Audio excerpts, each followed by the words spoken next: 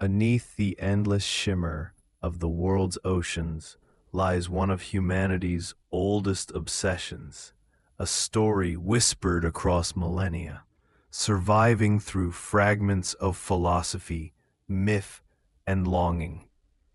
Atlantis, a city so magnificent that even its ruin has become legend. We picture it often, marble temples gleaming under a Mediterranean sun, golden towers reflecting in clear blue waters, ships with sails like wings gliding through calm harbors. And then, silence, a roar, a trembling of the earth, a wall of water rising from the sea. In a single day and night, the island of Atlantis, larger than Libya and Asia combined, Plato wrote, disappeared beneath the waves. But what was Atlantis, truly? A parable about human pride, a distorted memory of a lost civilization? Or could there have been something real, something that existed long before recorded history, erased by the ocean itself? Tonight, we'll sink gently into that mystery through ancient texts, geological riddles, and echoes of forgotten peoples.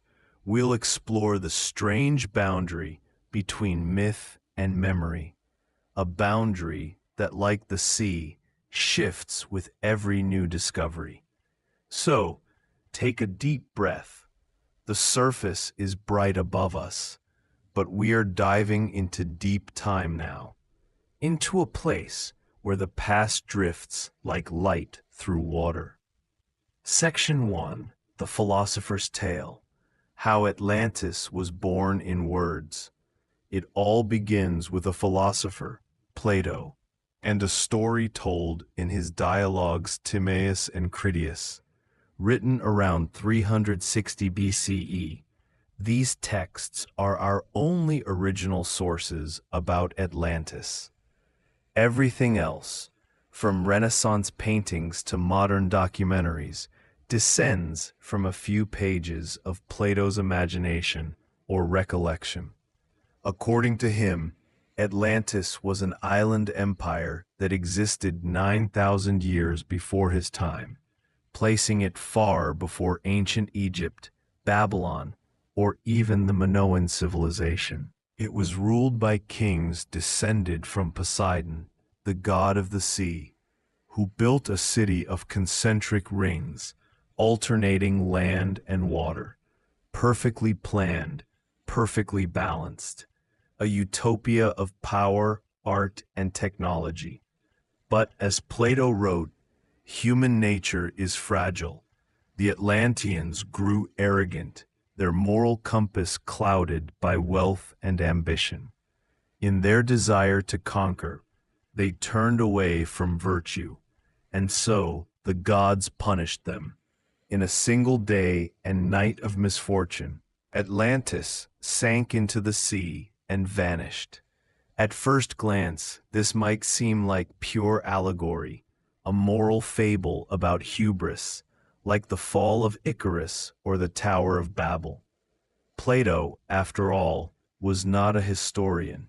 He was a philosopher using myth to express truth through story. In Timaeus, he even uses Atlantis as a contrast to Athens, an ideal city of balance and justice, versus one consumed by greed and decay. Yet, even as Plato's students debated the symbolic meaning, another question began to ripple through time. What if he didn't make it up? Because Plato claimed that the story was not his invention. He said it came from his ancestor Solon, one of the 7 sages of Greece, who had traveled to Egypt and heard the tale from priests in the city of Sais. The Egyptians, Plato wrote, remembered great floods, destroyed cities, and empires swallowed by the sea, a cycle of civilization rising and falling again and again. And so Atlantis became something more than myth. It became a memory of deep antiquity, a whisper that maybe, long before recorded history, humanity had already risen once before and fallen. What's fascinating is that Atlantis is described with strange realism. Its geography, its canals, its laws, its architecture. Plato describes the island's resources: mountains filled with precious metals, elephants roaming freely, and gardens blooming in endless fertility. He even writes of a mysterious red metal, orichalcum, second only to gold in value. It's too detailed, many say, to be pure fantasy. And yet, it's also too poetic to be factual. Over the centuries, this duality has enchanted explorers and thinkers alike. Was Plato encoding secret knowledge from Egyptian archives? Was he passing on an ancient oral tradition? Or was he creating a symbolic parable, not realizing it would ignite 2,000 years of speculation? The deeper you look, the more Atlantis becomes a mirror, reflecting what each age wants to believe about itself. In the Middle Ages, theologians treated it as a warning against human pride. During the Renaissance, it became a symbol of lost wisdom, inspiring utopian visions like Thomas More's Utopia or Francis Bacon's New Atlantis. And by the 19th century, with science uncovering lost worlds like Troy and Pompeii, people began to ask again, maybe, just maybe, Atlantis was real. It's fascinating how myth and archaeology began to blur. The rediscovery of Minoan Crete in the early 20th century, a powerful maritime civilization destroyed by a volcanic eruption, gave Atlantis new life. The ruins of Akrotiri on the island of Santorini, buried in ash, seemed eerily familiar to Plato's description. Was this the memory that became the legend? A real event remembered and retold until it transformed into myth? Atlantis, in this sense, might not be a place, but a memory, a cultural echo of the Bronze Age collapse, when civilizations across the Mediterranean mysteriously vanished around 1200 BCE. Floods, earthquakes, volcanoes, invasions, all combined into a single haunting story about human fragility. And perhaps that's what keeps Atlantis alive. It's not about where it was, but why it was remembered.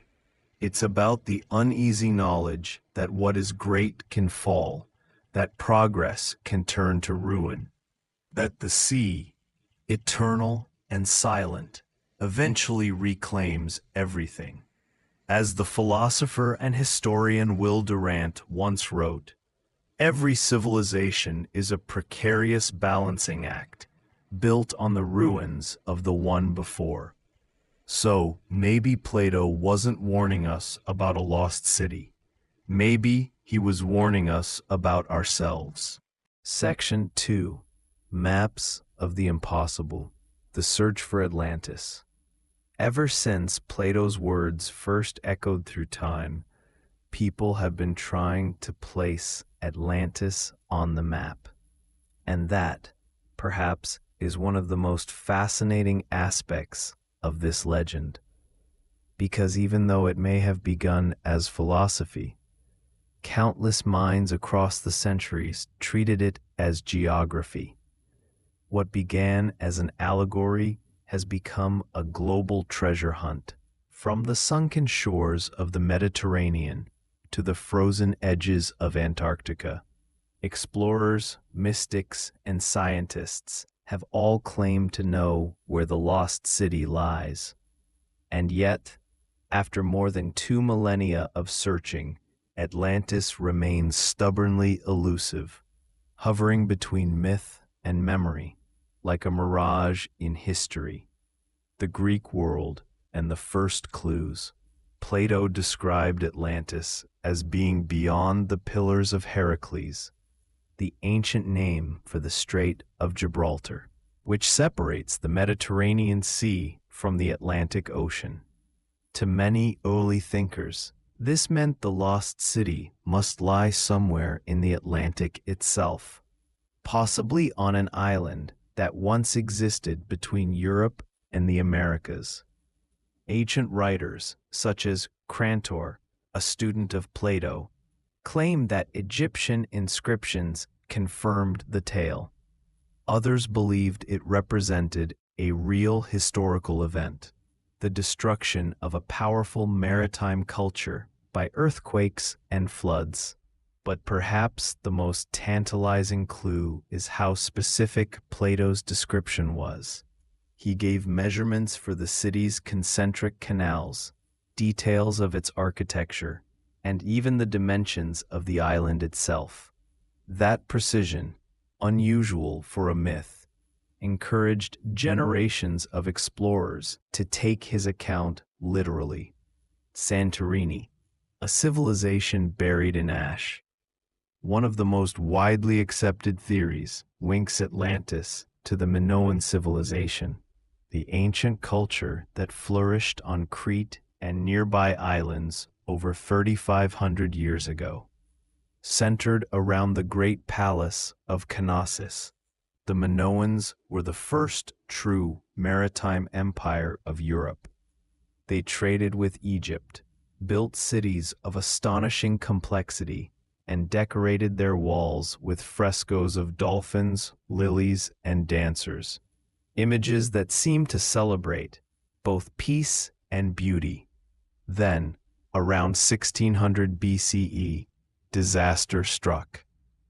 On the island of Thera, modern-day Santorini, a volcano erupted with unimaginable force, one of the largest in human history.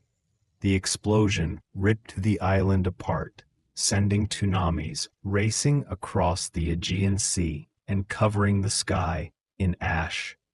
To those who survived, the destruction must have seemed like divine punishment. Cities vanished beneath the waves, and a once great culture fell into decline. When archaeologists uncovered the buried city of Akrotiri in the 20th century, they found streets, houses, frescoes, and pottery perfectly preserved beneath layers of volcanic debris, a Bronze Age Pompeii. The resemblance to Plato's tale was striking. A prosperous island civilization destroyed by the sea, remembered in fragments long after its fall. Perhaps, over centuries of retelling, the memory of the Minoans' fate evolved into the legend of Atlantis, a civilization swallowed by the ocean as punishment for its pride. The Atlantic theories, beyond the pillars. But not everyone agrees with the Aegean connection. Some argue that Plato's account is too clear to be mistaken for the Mediterranean. If Atlantis was larger than Libya and Asia combined, it must have been far bigger and truly beyond the known world. During the age of exploration, this idea took hold with renewed passion. When European sailors first crossed the Atlantic and encountered the New World, many believed they had rediscovered Atlantis itself. Christopher Columbus even carried a copy of Plato's dialogues on his voyages, and early explorers of the Caribbean wrote of strange ruins hidden in the jungles, as if remnants of a forgotten empire. In the 19th and early 20th centuries, the idea exploded in popular imagination. Writers like Ignatius Donnelly, author of Atlantis, The Antediluvian World, 1882, claim that all ancient civilizations, from Egypt to the Mayans, were offshoots of Atlantis. He envisioned a prehistoric continent in the mid-Atlantic that sank around 10,000 BCE, leaving behind only scattered islands like the Azeroth. Donnelly's book became a sensation, blending early archaeology with romantic speculation. His ideas inspired generations of mystics and pseudo-historians, and even influenced science fiction writers like Jules Verne and H.P. Lovecraft. But there was another, even stranger clue that seemed to lend weight to the myth: the Piri race map, the map that shouldn't exist. In 1929, historians in Istanbul discovered a map drawn by the Ottoman admiral Piri Reis in 1513. The map was remarkable. It depicted parts of the coastlines of Europe, Africa, and South America long before they were fully explored. Even more intriguing, some claimed it showed Antarctica without its ice, centuries before the continent was officially discovered. For those who believed in Atlantis, this was proof that an ancient seafaring civilization had mapped the entire world thousands of years ago. Perhaps, they said, those charts were relics of Atlantis, preserved and copied through time until they reached Piri Reis. Modern scholars, of course, are more cautious. The map likely drew upon early Portuguese voyages, not ancient Atlanteans. But the mystery remains. How did it get some details so right, so early? And so, the myth grew richer still. Atlantis beneath the ice. In the mid-20th century, some theorists began to look far from the Atlantic. They pointed instead to Antarctica, a frozen world that might once have been warm and habitable. This idea, known as the Antarctic Atlantis theory, suggested that a sudden shift in the Earth's crust caused the continent to move southward, freezing an ancient civilization beneath miles of ice. The theory was popularized by Charles Hapgood, whose ideas even caught the attention of Albert Einstein. Hapgood proposed that cataclysmic shifts in Earth's crust could explain sudden floods, extinctions, and, perhaps, the disappearance of Atlantis. Though largely dismissed by modern geology, the concept sparked fascination. Could Atlantis still lie beneath the cold silence of the South Pole, waiting for time or technology to thaw its secrets? The ocean floor speaks. In the 21st century, science has replaced speculation with sonar and satellites. Oceanographers have mapped more of the seafloor than ever before, and yet no trace of a sunken continent has been found in the Atlantic.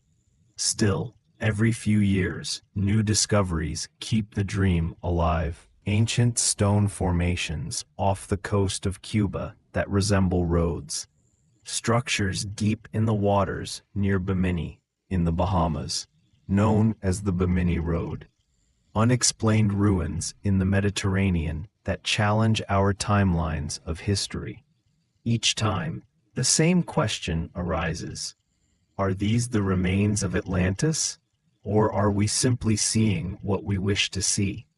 The deeper truth might be psychological.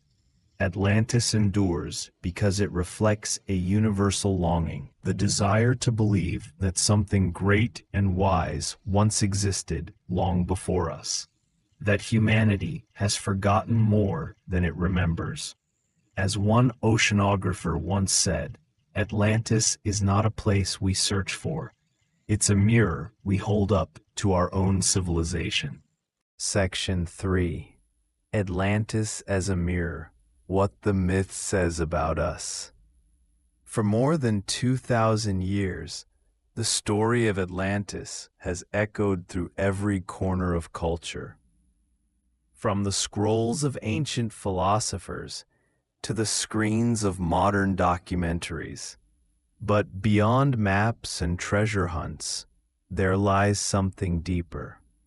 Atlantis is not merely a lost city. It is a reflection, a mirror held up to humankind's greatest hopes and fears. What makes Atlantis truly immortal is not its supposed marble temples or golden harbors, but the way its meaning has transformed with every civilization that has retold it. Each era, each generation, has found something of itself in the myth, whether it be a warning, a dream, or a memory of something we can't quite name. Plato's parable, a lesson disguised as legend. To understand the myth's deeper meaning, we must return to its origin. Plato's dialogues Timaeus and Critias, written around 360 BCE. These were not works of adventure or history, but philosophy. Plato describes Atlantis as a mighty island nation blessed with great natural wealth, advanced technology, and divine ancestry. But as generations passed, its people became greedy, arrogant, and corrupt. The gods, angered by their pride, sent earthquakes and floods that swallowed the island in a single day and night of misfortune. To Plato, Atlantis was not meant to be found. It was meant to teach. He used it as an allegory, a warning against the moral decay of his own society, especially Athens, which had become powerful and self-assured after defeating Persia. Atlantis, in his telling, was a civilization that lost its virtue before it lost its land. Its destruction was not only a punishment, but a reflection of a universal truth. Every empire that forgets humility, compassion, and wisdom will eventually sink beneath the weight of its own ambition. It was, in essence, a spiritual map, not of geography, but of human nature. The medieval silence and the spiritual awakening. After the fall of the Roman Empire, the story of Atlantis almost vanished. Medieval Europe, focused on biblical tales and Christian cosmology, had little place for pagan myths of drowned empires. And yet, traces of the idea lingered quietly in the legends of lost lands like Lyoness, said to lie beneath the sea near Cornwall, or the Irish myth of High Brazil, a mist-shrouded island that appeared once every 7 years. Even in the Arabic world, echoes of similar stories appeared in tales like The City of Brass, from the 1001 Nights, a city of knowledge destroyed by divine wrath. It was as if the myth had simply gone underground, waiting for the world to rediscover it. That rediscovery came with the Renaissance, an age of curiosity, rediscovery, and exploration. Scholars dusted off Plato's dialogues, artists dreamed of ideal societies, and sailors set out to map the edges of the earth. Atlantis, once a moral parable, became a symbol of lost wisdom, an ancient civilization whose knowledge could guide humanity toward enlightenment. The search for Atlantis became the search for a golden age, an era of harmony and understanding that mankind might one day restore. The Enlightenment and the Age of Discovery. Atlantis becomes a dream of progress. As explorers charted new lands in the 15th and 16th centuries, the line between myth and discovery blurred. The Americas, vast, mysterious, and filled with advanced indigenous civilizations, seemed to confirm that Plato had been right. A great land had indeed existed beyond the Pillars of Hercules. Writers and philosophers of the Enlightenment began to reinterpret the tale. For them, Atlantis was no longer a story of divine punishment, but of human potential. Thinkers like Francis Bacon, In his 1627 work, New Atlantis, reimagined the lost island as a utopia guided by science, reason, and compassion. In Bacon's version, the people of Atlantis used knowledge not for conquest, but for the good of all. They studied the stars, harnessed the elements, and built a society of peace and learning. This transformation is important. Plato's Atlantis warned against arrogance, but Bacon's Atlantis celebrated curiosity.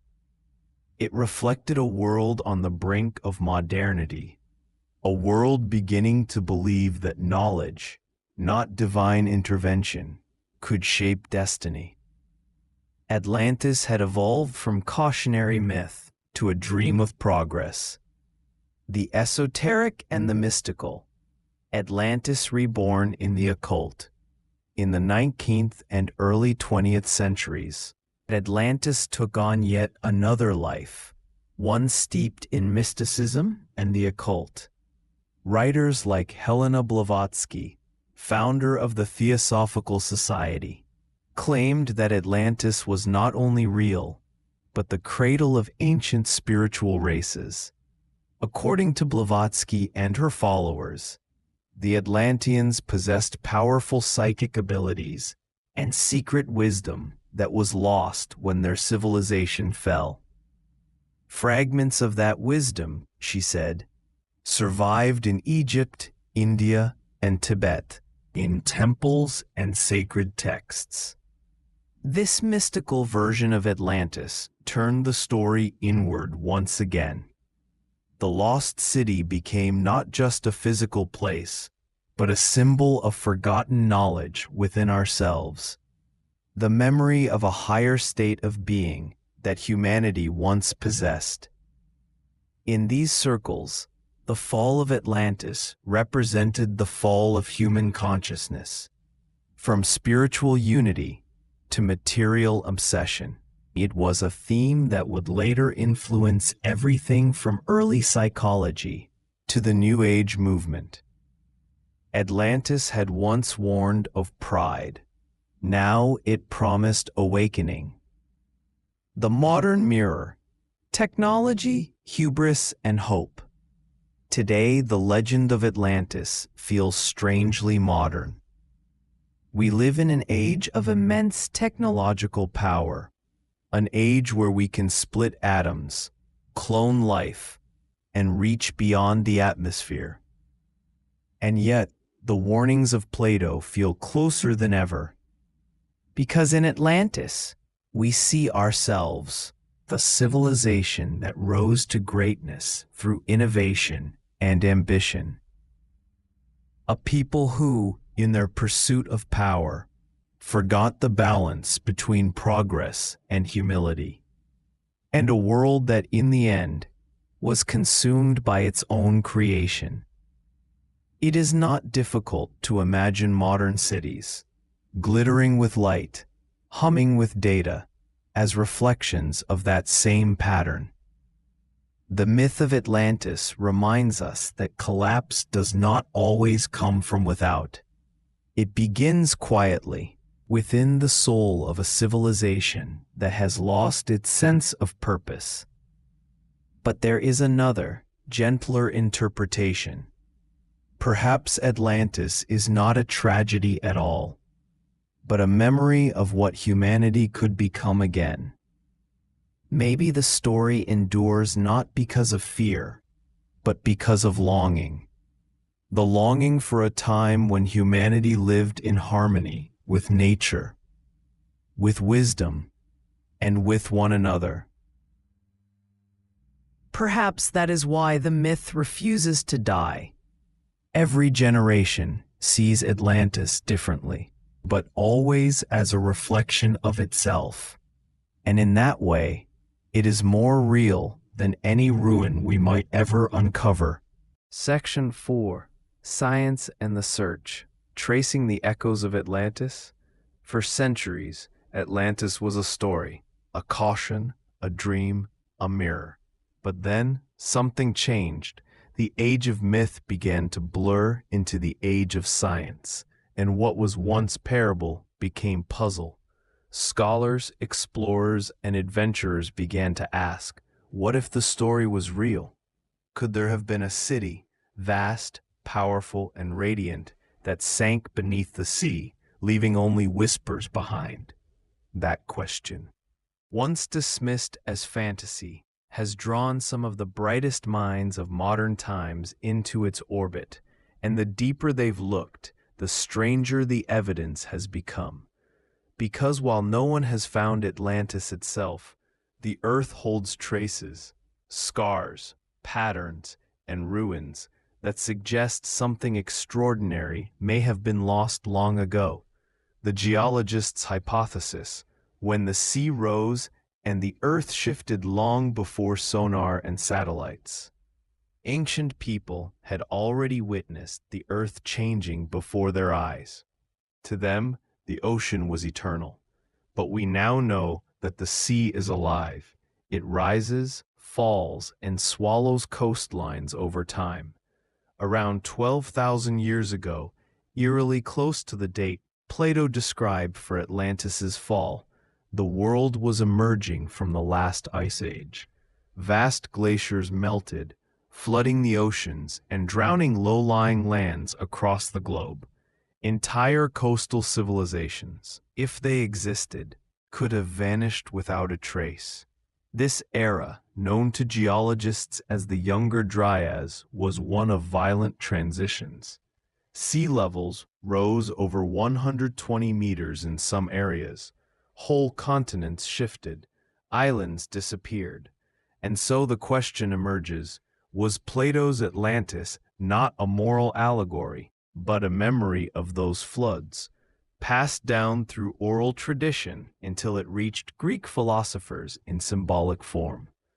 In places like the Black Sea, evidence shows that a catastrophic flood occurred around 5600 BCE, when rising Mediterranean waters broke through the Bosporus and poured into the basin, an event that may have inspired countless deluge myths, including the story of Noah.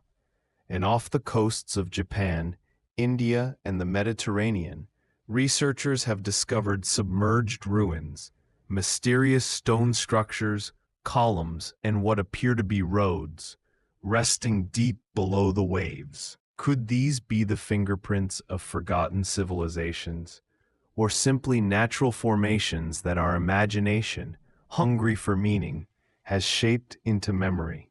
Science, like myth, sometimes leaves just enough mystery to keep us looking. The Mediterranean candidates, Crete, Santorini, and the Minoans.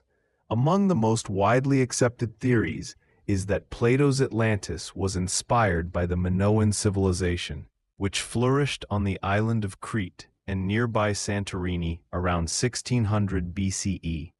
The Minoans were astonishingly advanced. They built multi-story palaces, used plumbing systems, and traded across the Aegean and beyond. Their art glowed with color and life, dolphins, acrobats, and spirals of sacred symbols. But then, without warning, their world ended. Around 1600 BCE, the volcanic island of Thera, modern Santorini, erupted with unimaginable force. One of the most powerful explosions in human history. Ash and pumice rained down across the sea. The sky darkened. Tsunamis, hundreds of feet high, struck the Minoan ports. What was left was devastation, a civilization broken, its memory scattered across generations. Many scholars believe this catastrophe could have inspired the story of Atlantis. The island that sank beneath the waves may have been Thera itself, its beauty, wealth, and sudden destruction preserved in Plato's symbolic retelling.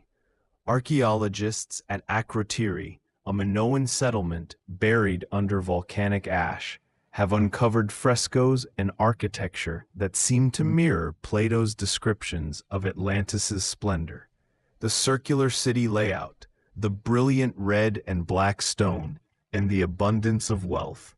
But there's one problem: the timeline. Plato dated Atlantis's fall to around 9,000 years before his time, far earlier than the Minoans. Was this an error of translation, or did Plato truly mean a civilization lost long before known history, one that predated Egypt and Mesopotamia? It's a mystery that continues to divide scholars even now.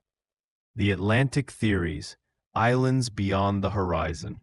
If Plato's beyond the Pillars of Hercules truly meant beyond the Strait of Gibraltar, then Atlantis would have lain somewhere in the Atlantic Ocean.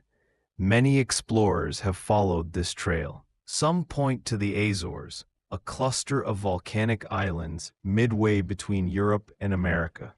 They are perched on a submerged ridge that may once have formed a much larger landmass, now lost beneath the sea. In the early 20th century, the ocean floor around the Azores revealed curious anomalies, unusual flat plateaus, sudden drops, and hints of sunken formations that seemed, to some, artificial. Later, sonar scans identified more structures in the Caribbean and off the coast of Spain, leading to sensational headlines about sunken cities. One of the most intriguing finds was near Cadiz, where archaeologists uncovered circular ruins buried in marshland, remarkably similar to Plato's description of Atlantis's concentric design. Satellite imagery even shows faint outlines of canals and walls under the mud. Could Atlantis have been not under the deep ocean, but slowly consumed by the shifting lands of southern Spain? Some scientists think it's possible. Others look further west, to the Caribbean, or even to Antarctica, where an ancient map known as the Piri Reis map from 1513 shows a detailed, ice-free coastline long before it should have been known. But here, science and speculation begin to dance a dangerous waltz. For every grain of truth, there are mountains of myth, technology, and the deep, a new age of discovery. In recent decades, our tools have grown sharper, and the ocean, once an endless mystery, is slowly yielding its secrets. Using sonar mapping, deep-sea drones, and satellite imaging, researchers can now explore landscapes hidden for tens of thousands of years. These technologies have revealed sunken riverbeds, ancient shorelines, and buried settlements off nearly every continent. In the North Sea, archaeologists found remnants of Doggerland, a vast land bridge that once connected Britain to Europe, now drowned beneath the waves. In the Bay of Bengal, sonar scans uncovered structures resembling temples near the coast of India, prompting theories of ancient civilizations erased by rising seas. And near the Bahamas, divers discovered the famous Bimini Road, a stretch of massive limestone blocks resembling a paved causeway. While geologists insist it is natural, others whisper that it's a relic, perhaps the last trace of something once grander. Each new discovery, no matter how mundane or profound, seems to breathe life into the old legend. Because even if none of these places are Atlantis, they prove that entire worlds really have vanished. And if so many were lost, why not one more? A bridge between science and story. The deeper scientists dig, the more they uncover, but the less certain the answers become. Atlantis sits on the border between myth and memory, where evidence blurs into intuition. Maybe it never existed in one place, but in many. Fragments of lost islands, sunken ports, and drowned cities combined over centuries into a single story. Maybe it's not a single memory, but a collective one. The world remembering its own past disasters, encoded as myth. In that sense, Science doesn't disprove Atlantis.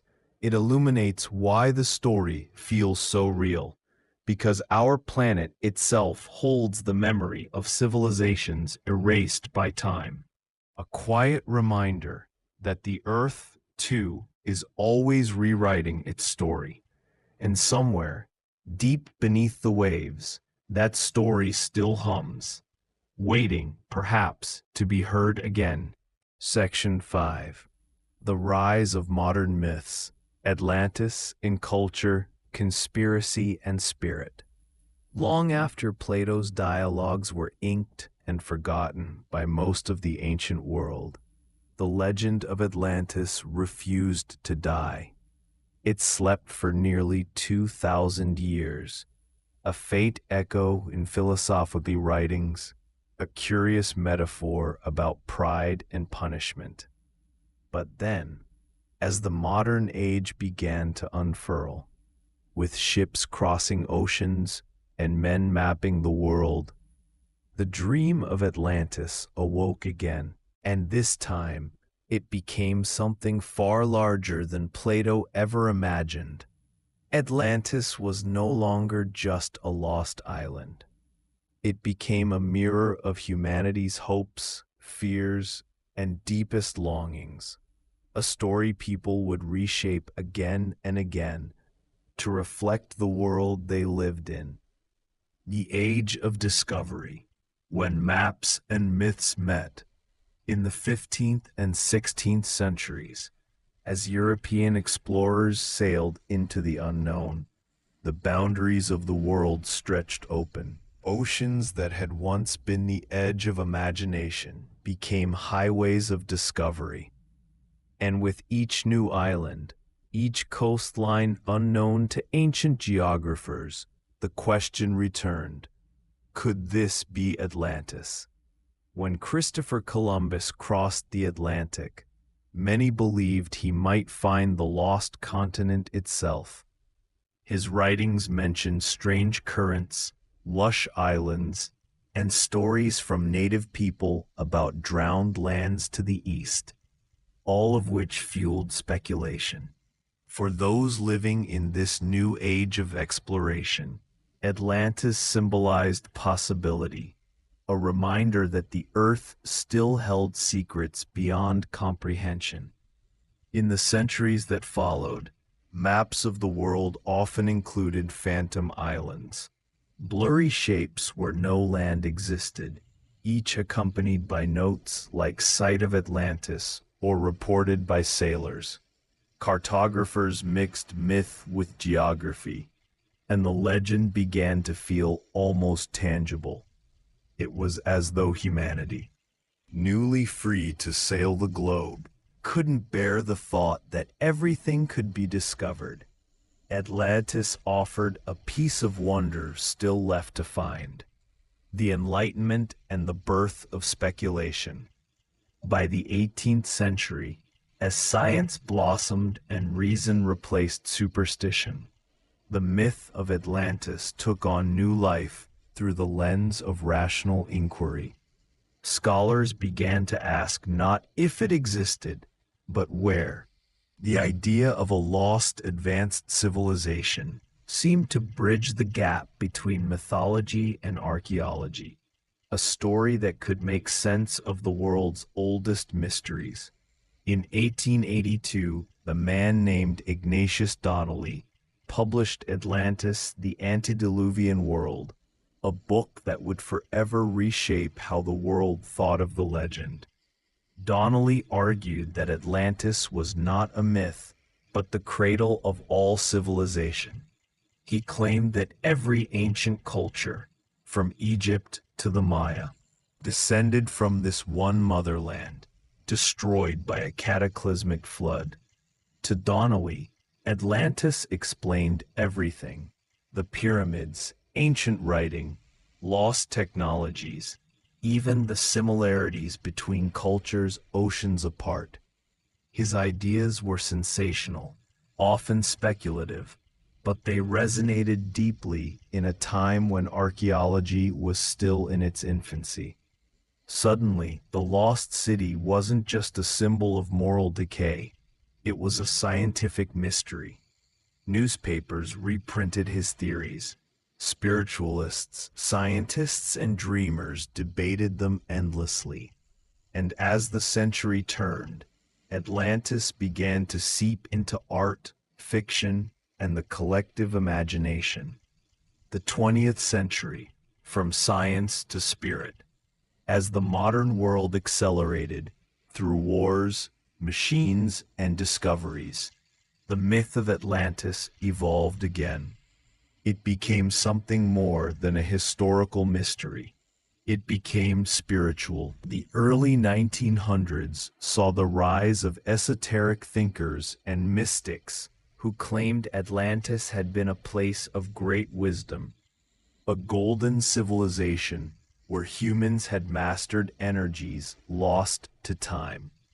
Writers like Helena Blavatsky, founder of the Theosophical movement, spoke of Atlantis as a stage in humanity's cosmic evolution, a world where psychic powers and advanced knowledge flourished before being destroyed by human arrogance. Her followers claimed that the Atlanteans weren't just human, but spiritually superior beings whose fall marked a turning point in human destiny. Soon, Atlantis became woven into an intricate tapestry of mysticism and the occult. Books, seances, and secret societies spoke of Atlantean knowledge, the hidden wisdom of a vanished race, and as archaeology continued to uncover the ruins of real ancient civilizations, like the Maya, the Egyptians, and the Mesopotamians, people began to wonder if all these discoveries were just fragments of a deeper, shared origin. Atlantis had become not just a lost place, but a metaphor for enlightenment, a memory of who humanity might have been before history began. World war and the dark twist of the legend. But even myths are not immune to the times they live in. During the early 20th century, Atlantis took a darker turn. The idea of an ancient, superior civilization was twisted by racial theorists and propagandists. The Nazi regime, for example, incorporated Atlantis into their ideology, claiming it as the birthplace of the Aryan race.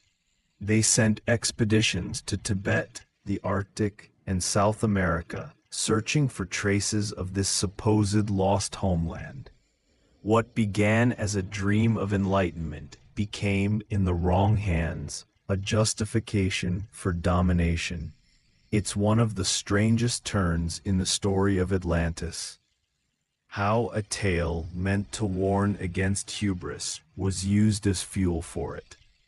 This distortion revealed the true danger of myths. They can inspire wonder, but they can also be reshaped into weapons when their symbolism is misunderstood. Atlantis in pop culture, from the deep to the screen.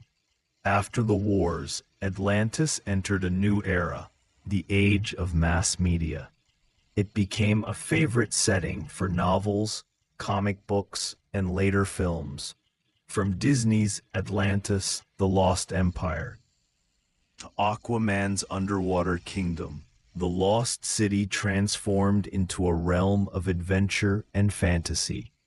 Writers and filmmakers reimagined it as a city of crystal towers, glowing domes, and advanced technology, a perfect blend of the ancient and futuristic. Meanwhile, documentaries and pseudoscientific programs kept the legend alive, suggesting new possible locations every few years.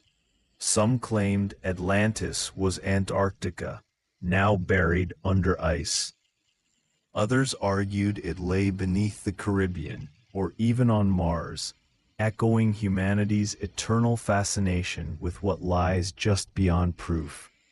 Atlantis had become an idea more than a place, a shape-shifting myth that reflected whatever humanity desired most at the time. In the age of exploration, it was discovery. In the age of reason, it was science. In the age of chaos, it was spirituality. And in the modern era, it became a mirror of our imagination itself, the eternal allure of the lost. Why does Atlantis endure when so many other myths have faded into history? Perhaps because it speaks to something ancient within us, a longing for a world that was once better, wiser, and whole. Atlantis whispers that maybe we lost something, not just a city, but a way of living, a deeper harmony with the earth and with ourselves. And as long as humans continue to dream of rediscovery, whether through science, art, or meditation, the legend of Atlantis will never truly sink. It lives not beneath the ocean, but within the tides of human memory. Every era rediscovers it, reshapes it, and passes it forward, a story that never stops shimmering beneath the surface. Section 6. The Moral of the Deep. What Atlantis Really Meant. For all the stories of shining palaces, crystal temples, and kings who commanded the sea, it's easy to forget something very important about Atlantis. Plato never meant it to be just a legend. He wasn't writing a fairy tale about a lost paradise. He was writing a warning. In Plato's dialogues, the Timaeus and the Critias, Atlantis wasn't a perfect world destroyed by cruel fate. It was a proud empire that rose too high, too fast, and fell beneath the weight of its own arrogance. To Plato, Atlantis symbolized hubris, humanity's endless temptation to reach beyond balance, to grasp power without wisdom. And in the story's slow rhythm, beneath its waves of gold and prophecy, lies one of the oldest lessons ever told. That what is great can be destroyed, not by outside forces, but from within. A city built on pride, according to the tale. The Atlanteans were the children of Poseidon, the god of the sea, and a mortal woman named Cleito. Their empire began with purity and divine order. They built cities of shining stone, vast harbors lined with silver, and gardens fed by channels of fresh water, drawn from the heart of the earth. But as generations passed, their divine nature began to fade. The people of Atlantis grew greedy, ambitious, and vain. They sought wealth above virtue, domination above harmony. They extended their armies across the sea, conquering neighbors in the name of glory. And when they turned their eyes toward Athens, the city of wisdom and reason, the gods took notice. Plato tells us that the Atlanteans, once noble, had become corrupted. Their cities glittered, but their souls were hollow. Their power immense, but their wisdom gone. And so the sea, the same sea that gave them life, rose to reclaim what had been lost. In one terrible night, Atlantis sank beneath the waves, leaving nothing but silence and a warning. A mirror of humanity. Every civilization, in one way or another, sees itself in Atlantis. Perhaps that is why the story never fades. In the shining cities of Atlantis, we see our own world, full of invention, expansion, and wonder. And in its sudden fall, we feel a familiar dread, the fear that our own hubris might lead us to ruin. Atlantis is more than a lost city. It's a mirror, a reflection of every era that has thought itself invincible. When Rome rose to power, some philosophers compared it to Atlantis, mighty, civilized, but doomed by luxury. When the Industrial Revolution began, and smokestacks filled the sky, writers wondered whether mankind had again grown too confident in its machines. And today, as technology moves faster than thought, some still whisper that Atlantis might not be a myth at all, but a memory of what happens when progress outruns wisdom. Perhaps that is why every generation rediscovers it. Not because we believe in sunken palaces, but because we recognize the truth beneath the metaphor, that what we build, we can also destroy. The philosophy beneath the waves. In ancient Greek philosophy, water symbolized the unknown, the subconscious, the infinite, the realm of mystery. By placing Atlantis beneath the sea, Plato wasn't just describing a physical event. He was suggesting something deeper. The ocean represents the mind itself, vast, beautiful, but unfathomable. The sinking of Atlantis symbolizes the submersion of wisdom, the moment when knowledge drowns beneath desire. Think of how the waves erase footprints in the sand. That is what time does to civilizations. Each one leaves behind faint traces, whispers of brilliance, before being swept away into history. Plato may have been saying that no empire, no matter how mighty, can resist this natural cycle, the rise and fall, the ebb and flow, the endless dance of creation and destruction. Atlantis, then, is not a tragedy. It's a truth. From myth to meaning, over centuries, philosophers, poets, and mystics tried to uncover what Atlantis meant beyond the story. Some saw it as a spiritual fall, a symbol of the human soul losing touch with its divine origins. The Atlanteans' descent into greed mirrored the way humanity often forgets its own purity. Others viewed it as a parable about knowledge, a warning that technology without morality can destroy as easily as it creates. Even today, the comparison feels eerily relevant. We build artificial worlds.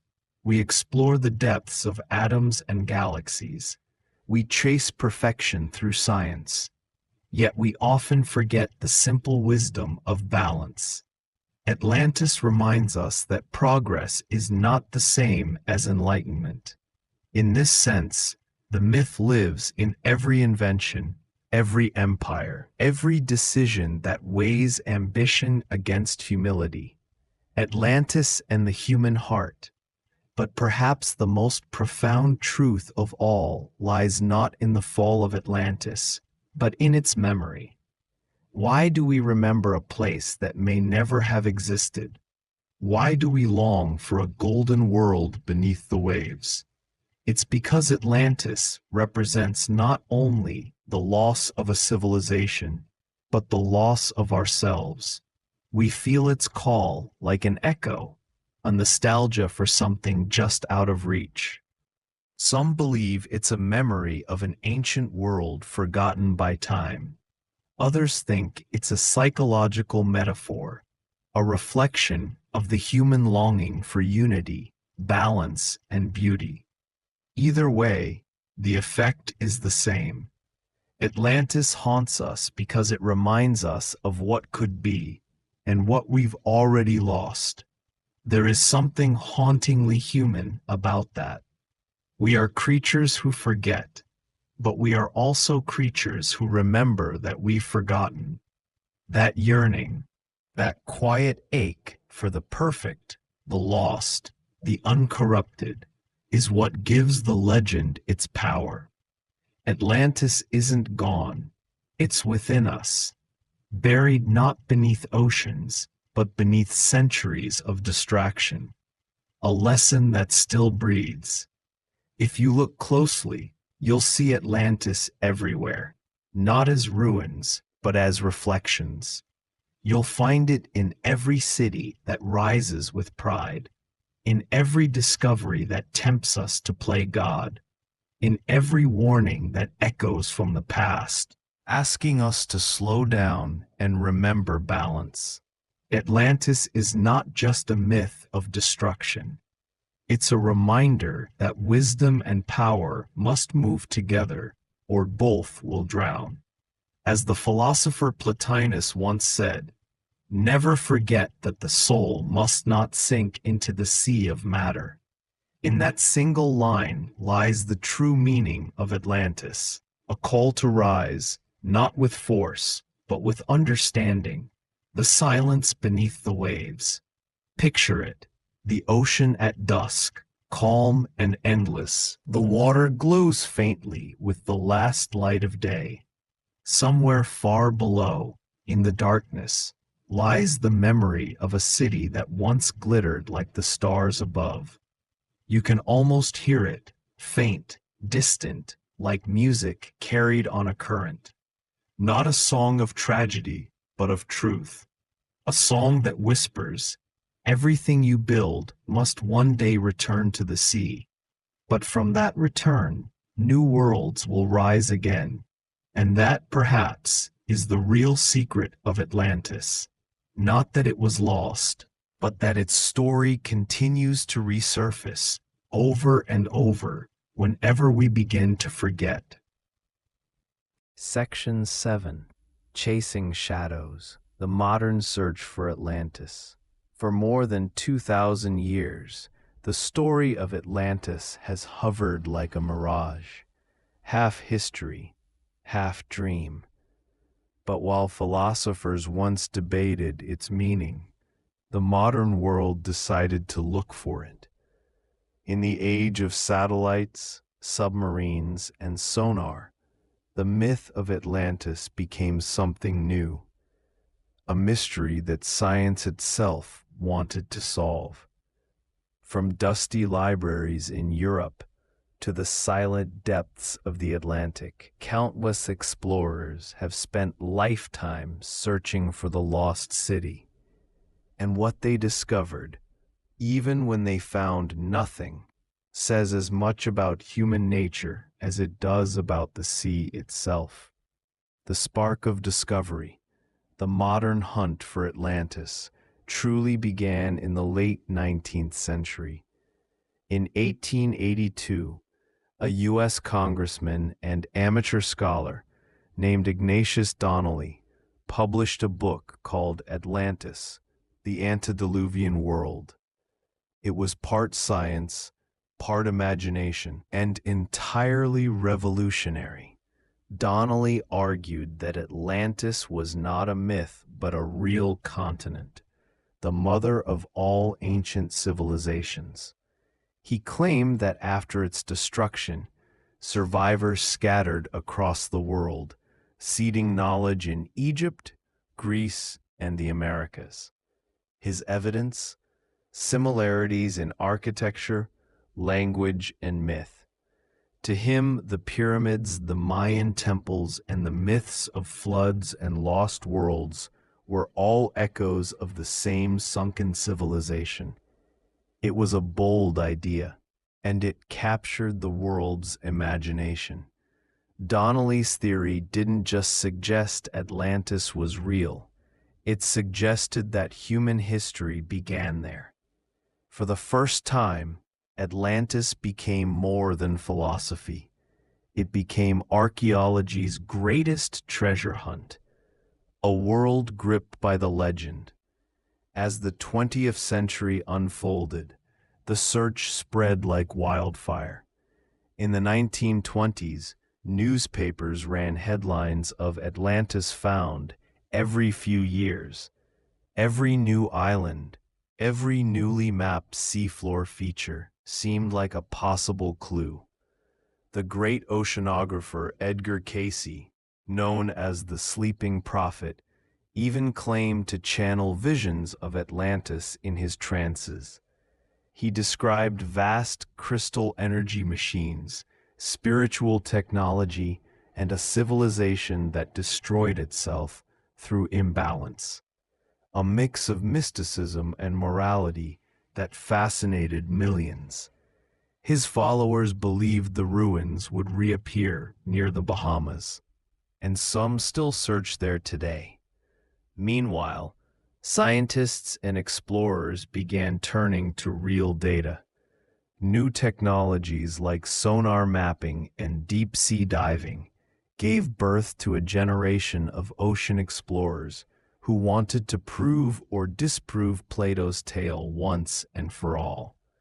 But as the tools became sharper, the ocean's silence grew deeper. For every theory, there was a new mystery waiting below. The many faces of Atlantis. Atlantis has been found, at least in theory, almost everywhere. Some say it lies beneath the Azores, a chain of volcanic islands in the Atlantic Ocean. Their strange undersea plateaus seem to match Plato's islands beyond the Pillars of Hercules, what we now call the Strait of Gibraltar. Others believe it sank in the Mediterranean, near Crete or Santorini, where the ancient Minoan civilization once flourished before a volcanic eruption destroyed it. This theory has real archaeological weight. The Minoans were advanced, seafaring, and mysteriously vanished after the eruption of Thera around 1600 BCE. Some point toward Spain, to the marshes of Doñana National Park, where aerial images show circular shapes beneath the soil, perhaps the remains of Plato's fabled concentric rings. Others look further afield, to Antarctica, to Cuba's underwater structures, even to Indonesia's lost plains submerged after the Ice Age. Atlantis, it seems, has no single home. It drifts like a phantom through geography and imagination alike, appearing wherever the story fits best. And maybe that's part of its secret. It was never meant to stay still. Science and the sea's silence, with every discovery came disappointment. Oceanographers mapped the seafloor in incredible detail and found no trace of a sunken continent.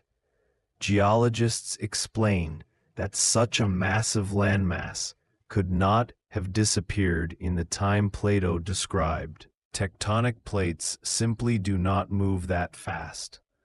Archaeologists found no global evidence of an Atlantean-style civilization linking every culture together. And yet, the story refuses to die, because even when science explains away the impossible, the myth fills the spaces logic can't reach.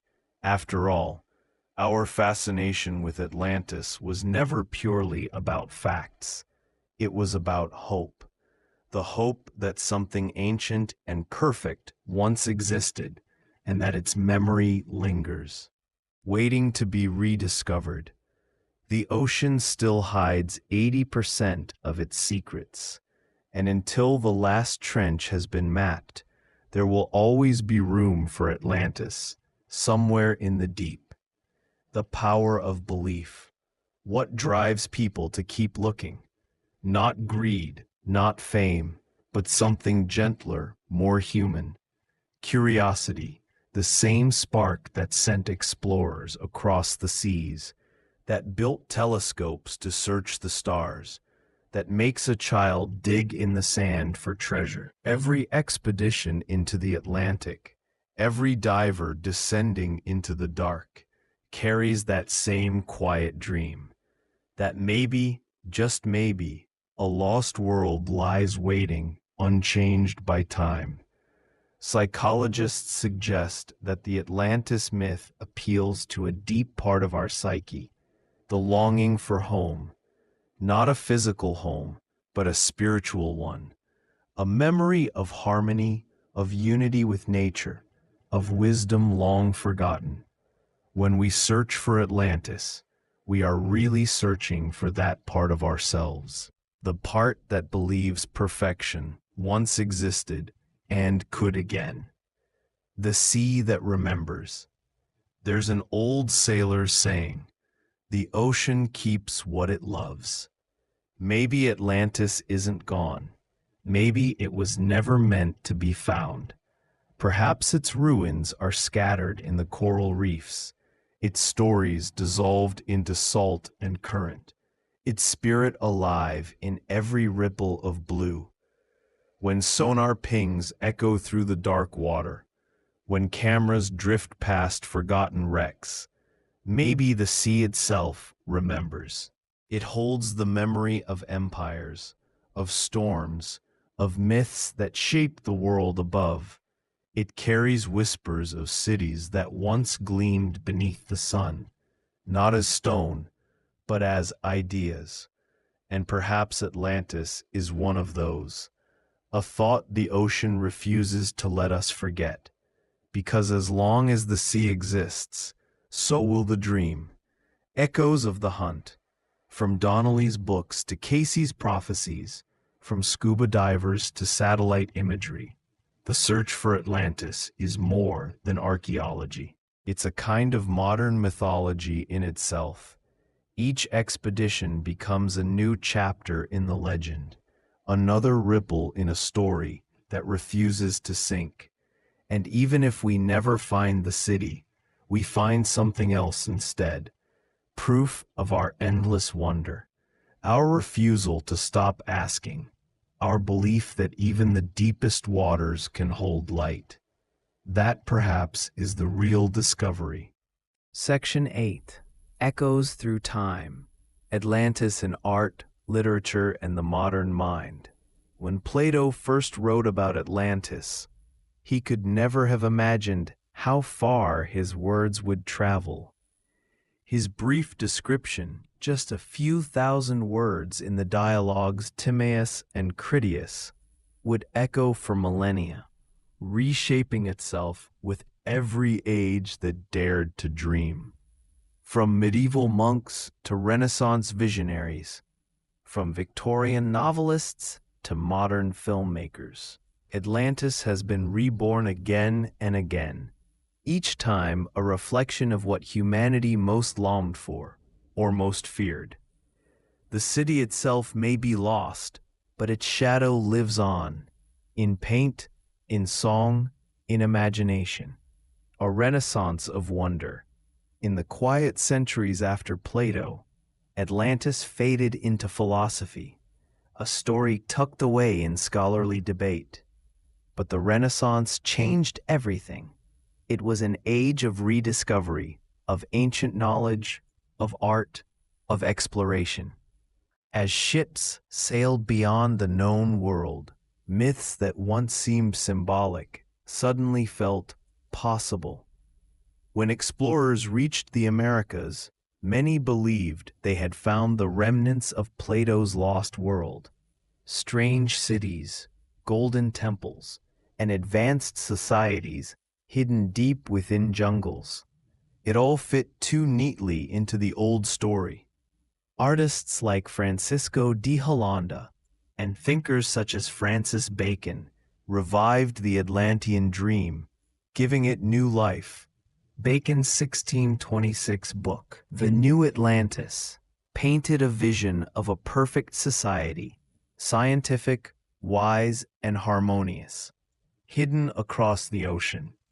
It wasn't a tale of tragedy, but of hope. Bacon's Atlantis was not lost. It was waiting. That single idea transformed the myth forever. Atlantis was no longer just a warning. It became a mirror of what humanity could become. The romantic dream. The 18th and 19th centuries, Atlantis had drifted into art and literature like a haunting melody. Romantic poets and painters, obsessed with the beauty of ruins and the mystery of time, embraced it as a symbol of nostalgia. A paradise drowned, a reminder of humanity's fragility. The ocean became a stage for memory. Artists like John Martin and Thomas Cole painted apocalyptic scenes of floods and fallen empires, cities slipping beneath waves, illuminated by dying sunlight. Atlantis became the ultimate lost Eden, both divine and doomed. Writers, too, found in it endless inspiration. Jules Verne's 20,000 Leagues Under the Sea, 1870, took readers into the deep where Captain Nemo discovers the ruins of a sunken civilization, silent, beautiful, eternal. For Verne, Atlantis represented the pinnacle of human achievement and the cost of arrogance. At the same time, poets imagined Atlantis as a place of melancholy beauty. Irish writer W.B. Yeats wrote of a dim Atlantis, as if it were a dream within humanity's collective soul, unreachable but forever remembered. To the Romantics, Atlantis was not just a myth, it was memory made poetry, the 20th century obsession. Then came the modern age, and with it, the scientific tools to chase the legend for real. But even as sonar and submarines sought the ruins, writers and filmmakers began to imagine what Atlantis looked like before it fell. In 1919, the German film The Mysterious Atlantis turned the myth into cinema for the first time. Then came countless others: Atlantis, the Lost Continent, 1961, Disney's Atlantis, the Lost Empire, 2001, and dozens more that blended adventure with awe. Each one told the same story in a new way: an advanced people destroyed by pride, their secrets swallowed by the sea. The Cold War era especially loved Atlantis. It symbolized the duality of progress, technology's promise and peril. Atlantis was a civilization undone by its own genius, much like the nuclear age feared it might become. Philosophers, too, reimagined the story. Some saw it as an allegory for the loss of innocence, others as a metaphor for forgotten wisdom buried beneath the noise of modern life. And quietly, the legend began to blur the line between myth and science fiction. Writers like Arthur C. Clarke and Isaac Asimov hinted that Atlantis might have been a forgotten high-tech world, its memory surviving only as myth. The idea of a lost civilization became a cornerstone of speculative storytelling. From hidden alien bases to ancient starfarers, Atlantis had evolved once more, from philosophy to prophecy, from legend to literary DNA, the music of the deep. Even musicians could not resist its pull. In the 1970s, the rock band Donovan sang Atlantis, a soft, hypnotic ballad that spoke of a world beneath the sea, lost but still calling out. The song captured the calm melancholy that the myth always carried, a gentle yearning for something beautiful we can no longer reach. Classical composers, too, found inspiration in the story's rhythm, a rise and fall, a crescendo and collapse. Atlantis became a metaphor for music itself, fleeting, emotional, echoing through time, even after it fades. And in the modern era, even electronic and ambient artists have reimagined it, crafting soundscapes that mimic the stillness of the ocean floor, the ghostly hum of forgotten temples. In a way, these compositions are attempts to hear Atlantis again, not with instruments, but with imagination. A mirror of the human soul. What makes the Atlantis myth endure? Perhaps it's because it's less about a place and more about a feeling, a sense that something once existed, something perfect, something true, and that we somehow lost it. Every age paints Atlantis in its own colors. To the Greeks, it was moral allegory. To the Renaissance, it was enlightenment. To the Romantics, it was longing. To us, in the modern age, it is mystery, an unsolved riddle that keeps our curiosity alive.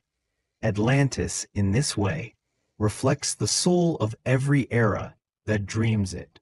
It is humanity's collective nostalgia, the wish that perfection once lay within our grasp, and that somewhere beneath the waves, it still waits. Because deep down, Atlantis is us, our ambition, our hubris, our beauty, and our downfall, all in one myth. The timeless current.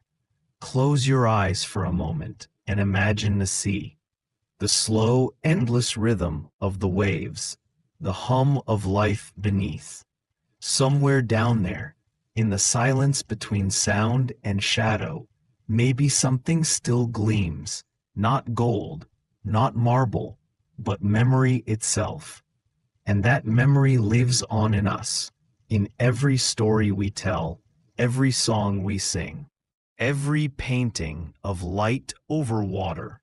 Atlantis was never truly lost. It simply transformed, flowing from the ocean into the human heart. As long as we keep imagining, it will keep rising, not from the depths, but from within. Section 9. Beneath the Waves, Searching for the Sunken World. For centuries, Atlantis lived only in imagination, a fable for philosophers and dreamers. But the 20th century brought something new, technology, and with it came a promise. Perhaps finally the sea would give up its secrets. From the Caribbean to the Mediterranean, from the icy depths of the North Atlantic to the volcanic ridges of the Aegean, explorers began to search. What they found was not always Atlantis, but it was often strange enough to make you wonder. The ocean that hides the past. The ocean floor is still one of the least understood places on Earth.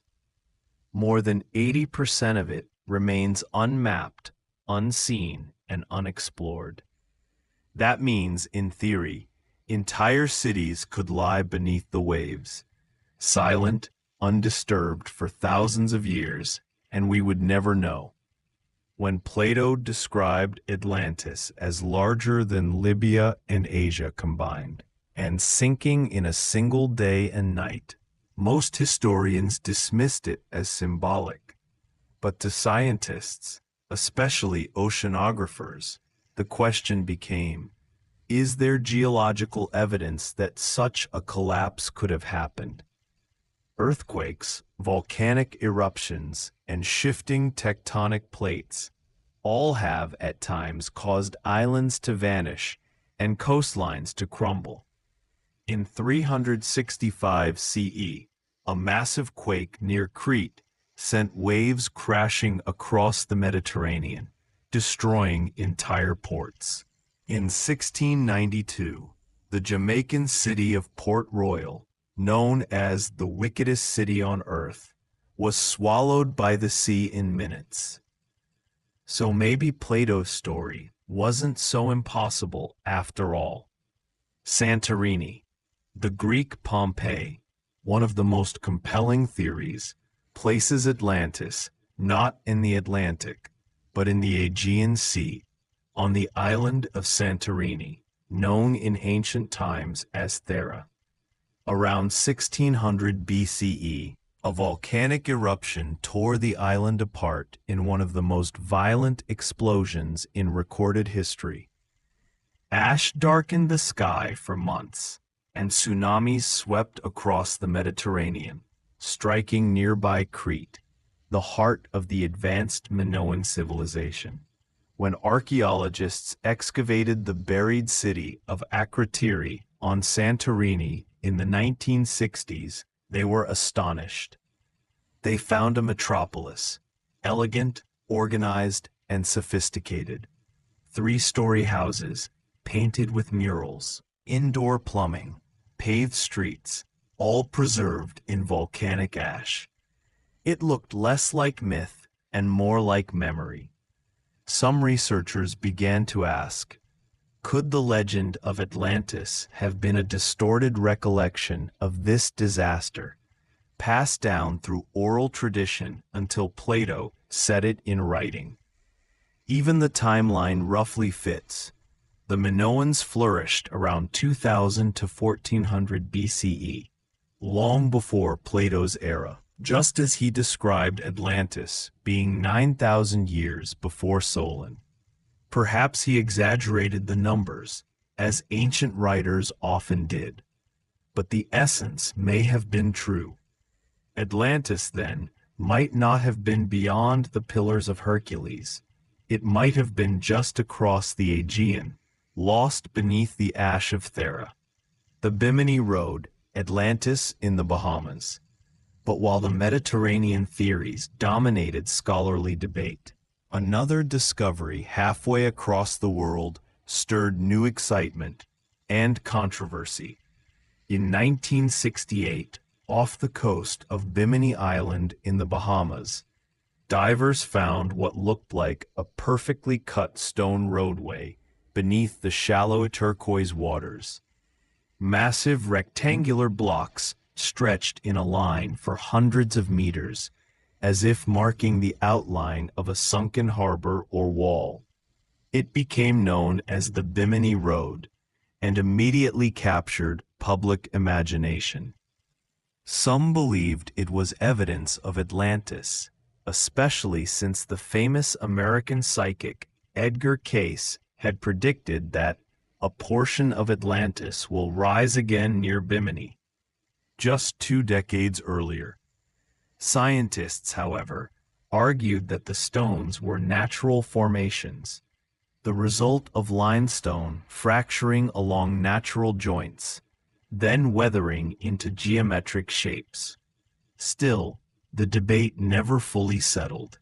Even now, divers who glide over the Bimini Road often say the same thing. It feels too deliberate, too aligned, too human. Cuba's underwater pyramids. In 2001, a Canadian research team scanning the seafloor off Cuba's western coast picked up something astonishing. Massive, geometric structures more than 600 meters below the surface. When the robotic cameras descended, they revealed what appeared to be pyramid-like shapes, enormous blocks arranged in grid patterns, eerily reminiscent of ancient cities. Geologists were stunned. If those formations were truly man-made, it would mean they were built before the last ice age, when sea levels were 100 meters lower. That would predate any known civilization. But verification proved elusive. The site lies deep within a restricted naval area, and political tensions have limited further exploration. For now, the Cuban pyramids remain one of the great oceanic mysteries, part science, part speculation. And yet, the idea lingers. Could these ruins belong to a lost chapter of human history, a forgotten culture that might have inspired the Atlantis myth? Sonar shadows and ancient ghosts. In recent years, sonar mapping, satellite imaging, and deep-sea drones have transformed how we explore the ocean. They've uncovered the remains of sunken temples in India, lost Roman villas off Italy, and drowned Neolithic villages in the North Sea. Each discovery reminds us how easily entire worlds can vanish beneath the waves. Civilizations we once thought isolated or primitive have been revealed to be astonishingly advanced. architects, astronomers, sailors. And with every find, the line between history and legend blurs just a little more. For instance, in 2009, researchers scanning the seabed near Cadiz, Spain, discovered massive concentric structures buried under marshland, eerily matching Plato's description of Atlantis's circular canals. Was it coincidence? Or had the story been rooted in an actual place? The mystery remains open, but the search continues, quiet, methodical, and endlessly hopeful. The psychology of the search. What drives humanity to keep looking for Atlantis? It's more than curiosity.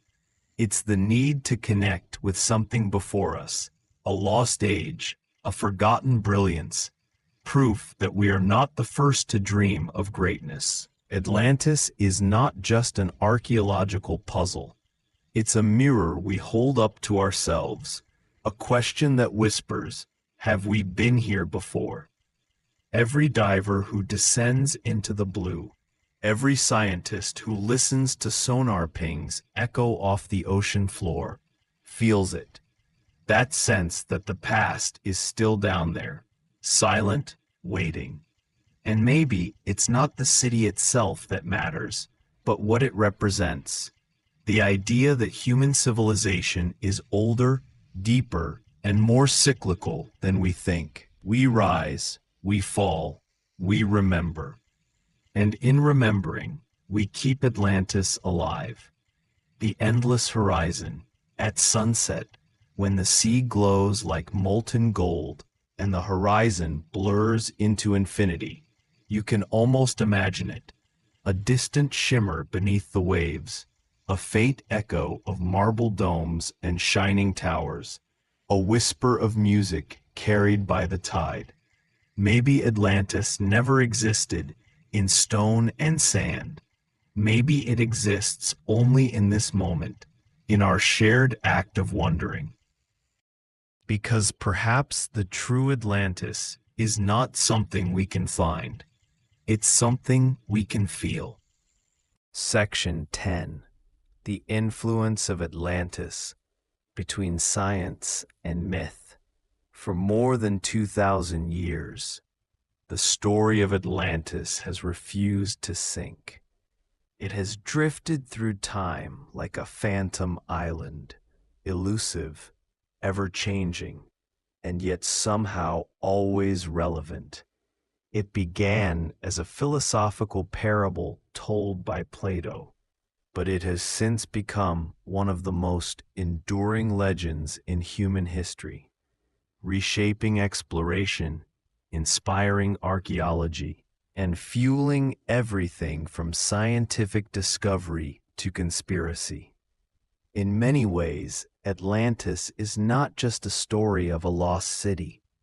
It's a story of our need to find meaning in the unknown.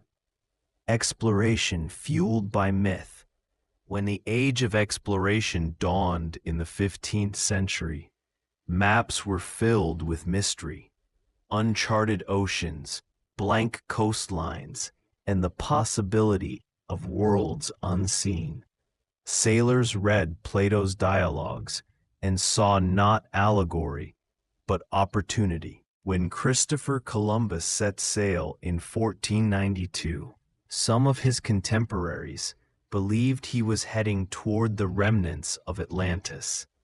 The idea that vast lands lay beyond the horizon, rich, ancient, and forgotten, gave explorers both courage and justification.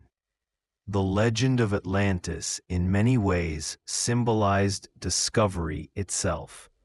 It was the promise that the world still held secrets, that beyond every edge there might be wonder waiting.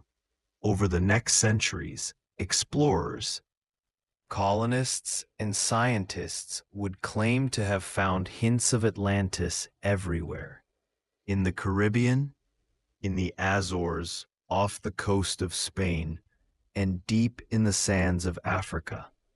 Each new discovery, a ruin, A strange stone carving, an unexplained artifact, was quickly woven into the myth, and though each claim eventually fell apart under scrutiny, the story's hold only grew stronger. The birth of Atlantean archaeology. By the 19th century, archaeology was emerging as a science, careful, systematic, and evidence-driven. Yet the allure of Atlantis drew even serious scholars toward speculation. When Heinrich Schliemann, the German archaeologist who famously discovered the ruins of Troy, claimed to have found artifacts inscribed with Atlantean symbols, the world took notice.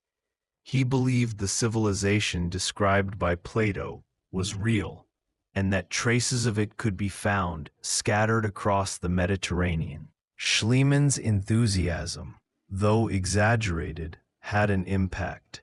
It reminded the world that sometimes myths hold kernels of truth. After all, he had found Troy by following an ancient poem that many believed was pure fiction.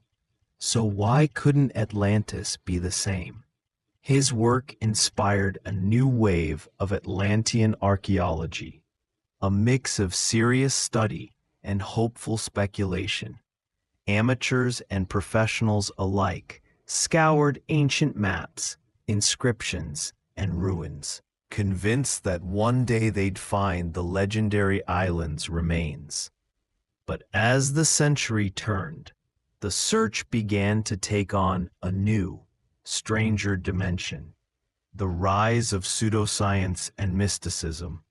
The early 20th century brought a shift from archaeology to mysticism. Writers like Helena Blavatsky, founder of the Theosophical Society, claimed that Atlantis was not just a lost civilization, but a spiritual one, the home of an ancient race of godlike beings who possessed wisdom far beyond modern understanding. According to her and her followers, the Atlanteans mastered technologies that allowed them to control weather, channel energy, and even communicate telepathically. Their destruction, she said, came not from nature, but from their own arrogance. This mystical version of Atlantis spread rapidly, influencing early science fiction, occult philosophy, and even the beliefs of certain secret societies. It transformed the myth from a story of moral downfall into one of cosmic mystery, a lost golden age of forgotten power. Later, the American clairvoyant Edgar Cayce added another layer. In dozens of trance readings during the 1930s and 40s, Cayce described Atlantis as an island continent in the Atlantic, rich with crystal technology, aircraft, and energy sources far ahead of their time. He even predicted that part of it would rise again near the Bahamas, a prophecy that fueled decades of underwater expeditions. The boundary between science and imagination had blurred completely. Atlantis was no longer just an idea. It had become a belief system. Atlantis and the age of science fiction. As the 20th century advanced, Atlantis found new life not in dusty manuscripts, but in pop culture. Movies, comic books, and television shows reimagined it as a futuristic kingdom beneath the sea, ruled by enlightened beings or heroic survivors. Writers like Jules Verne and later Arthur C. Clarke drew upon the Atlantis myth to explore themes of human progress and self-destruction. Even in the realm of speculative science, the idea of lost civilizations resonated. Could humanity's history be deeper than we think? Could entire cultures have vanished, leaving only myths behind? These questions led to fringe theories suggesting that the Atlanteans possessed advanced technology powered by unknown energy sources, possibly even of extraterrestrial origin. Theories linking Atlantis to ancient aliens became popular during the 1970s and beyond, giving rise to a modern mythology of its own. While mainstream science dismissed such ideas, the fascination persisted. For many, Atlantis was not about evidence, it was about imagination and the deep human longing to reconnect with something extraordinary. The rational response. Despite the wild theories, genuine scientists have continued to approach the Atlantis story with open but critical minds. Marine archaeologists use sonar, satellite imagery, and submersibles to map ancient coastlines, revealing cities once thought impossible, like Dwarka in India or Heracleion in Egypt, both of which were long dismissed as myths. These discoveries show that myths can sometimes preserve echoes of truth. While there's still no physical proof of Atlantis, the ongoing research reminds us that the past is far richer and stranger than we imagine. And maybe that's what keeps the myth alive, the understanding that myth and history aren't enemies, they're partners in the same story. One shows us what was, the other what we hope could be. The eternal allure. Why does the idea of Atlantis never fade? Because it's not just about the city. It's about human nature. It's about our fear of losing what we build and our hope that somewhere our greatest achievements still endure, preserved beneath the waves. Atlantis speaks to something deep inside us, the longing for a forgotten perfection, the ache for a lost world we can't quite remember, but somehow feel we once belonged to. Whether it's an ancient memory, a moral metaphor, or just a beautiful illusion, Atlantis continues to inspire explorers, dreamers, scientists, and storytellers alike. And perhaps that's its true purpose, to keep us searching, imagining, and believing that the past still whispers beneath the sea. Section 11. Beneath the Waves, the modern search for Atlantis. In the modern age, the search for Atlantis has transformed. Gone are the days of sailors with parchment maps and compasses, guided only by legend. Today, satellites peer through clouds. Sonar maps the ocean floor in exquisite detail, and artificial intelligence helps scientists reconstruct ancient coastlines lost to time. And yet, despite all this technology, the mystery remains. If Atlantis ever existed, where did it go? And if it didn't, why does it still feel so real? The birth of oceanic archaeology. The sea, vast and dark, holds more secrets than any archive. For centuries, humans have been explorers of the surface, but the ocean is Earth's last true frontier. In the mid-20th century, after the invention of sonar and deep-sea submersibles, scientists began to realize how much of our planet's story lies underwater. Whole coastlines, once dry and thriving, were swallowed by rising seas after the last ice age. As researchers mapped continental shelves and submerged valleys, they found traces of human life, tools, pottery shards, even sunken settlements. Each discovery chipped away at the myth of Atlantis as impossible.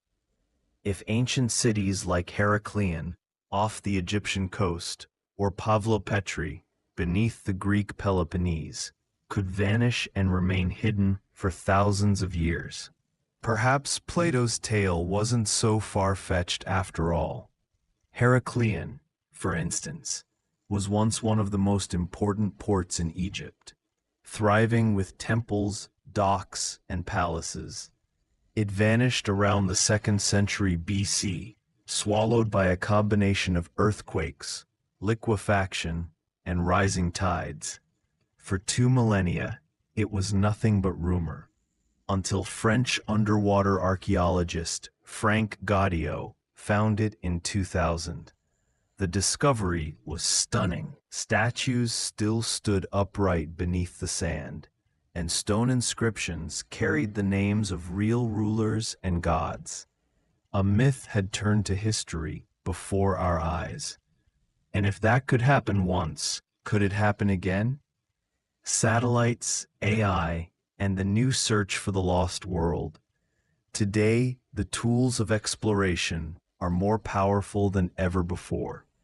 Satellites equipped with multispectral sensors can detect subtle color variations on the seabed, hints of submerged ruins or ancient riverbeds. AI algorithms analyze these patterns, comparing them to known structures on land. In 2011, a NASA satellite image sparked international headlines when researchers spotted geometric shapes off the coast of Spain's Doñana National Park. The site, they claimed, matched Plato's description, a circular city surrounded by rings of water and land. The images were too perfect, too symmetrical. Excitement spread quickly, and documentaries rushed to film expeditions. But further research revealed a more mundane explanation. Natural sand formations known as mud ridges. Still, the resemblance was uncanny. And even when disproven, each new claim adds to the collective fascination. Because the truth is this: the ocean floor is so vast, so unexplored that even today, we've mapped Mars more thoroughly than our own seabed. Only about 25% of the ocean floor has been mapped in detail. That means that beneath the waves, entire histories, even civilizations, could remain hidden, untouched, unimagined. The Mediterranean theory. Among serious researchers, the leading candidates for the location of Atlantis tend to cluster around the Mediterranean basin, where civilizations rose and fell like tides. Some point to Santorini, ancient Thera, a volcanic island in the Aegean Sea. Around 1600 BC, it was home to a flourishing Minoan civilization, advanced, artistic, and deeply connected to the sea. Then, in one of the largest volcanic eruptions in recorded history, the island exploded. The blast sent tsunamis across the Aegean, blanketing nearby islands in ash and collapsing trade routes. The once vibrant Minoan society began to fade, its ports silenced, its palaces buried. To many archaeologists, the parallels with Plato's Atlantis are striking. A powerful island civilization destroyed in a single day and night of fire and water. Some argue that Plato's story may have been inspired by this catastrophe, distorted by time and retelling, but rooted in a real memory of disaster. Others propose southern Spain, near Cadiz, where the lost city of Tartessos once stood. Ancient Greek and Roman writers describe Tartessos as fabulously wealthy, ruled by kings who traded silver and gold across the known world. It disappeared mysteriously around 500 BC, leaving behind only traces and legend. Perhaps, some say, Tartessos was Atlantis, or at least its echo. Atlantis beyond Earth's boundaries.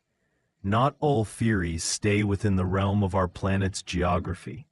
Some researchers, and more imaginative thinkers have proposed that Atlantis was not destroyed, but transformed, that its people may have migrated elsewhere, underground, beneath the ice, or even beyond the Earth itself. A few have suggested connections with Antarctica, proposing that a cataclysm shifted the Earth's crust, burying an entire civilization under miles of ice. This idea, while scientifically unsupported, persists in fringe circles, especially after satellite imagery revealed strange geometric formations beneath Antarctic snow. Others go further, weaving Atlantis into the narrative of ancient aliens, claiming that the Atlanteans were visitors who uplifted early humanity before returning to the stars. Such theories, while speculative, reveal something profound. Our imagination is as deep as the ocean itself. We don't just want Atlantis to exist, we want it to mean something. We want it to explain our own lost knowledge, our own sense that the past was grander, wiser, perhaps even more magical than we dare admit. The science of myths. Amidst all this speculation, serious scientists continue to explore a fascinating idea, that myths are not mere fiction, but cultural memory. Just as the story of the Great Flood appears in dozens of civilizations, from Mesopotamia to Mesoamerica, perhaps Plato's Atlantis preserves the memory of a prehistoric event, the drowning of a once prosperous coastal society at the end of the last ice age, when melting glaciers raised sea levels by more than 100 meters. Archaeological sites like Doggerland, the submerged landmass between Britain and Europe, show that entire landscapes, forests, rivers, and human settlements now lie under the North Sea. People once lived there, hunted there, sang there. Now it's gone, a memory turned to myth. Could Atlantis be another Doggerland, a real place buried by water, remembered only through ancient stories? It's a question that keeps scientists diving, mapping, and searching. Because whether it's in the Atlantic, the Mediterranean, or beneath a different ocean entirely, the truth might still rest beneath the waves. Echoes beneath the deep. Every time a sonar ping echoes through the dark, it carries a question as old as civilization itself. What lies below? The technology changes, the tools evolve, but the curiosity, the yearning, remains the same.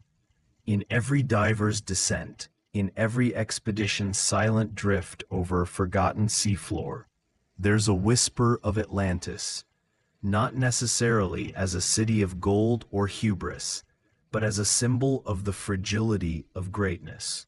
The reminder that even the mightiest can be swallowed by time. Maybe that's why, even in this age of satellites and science, the myth still calls to us.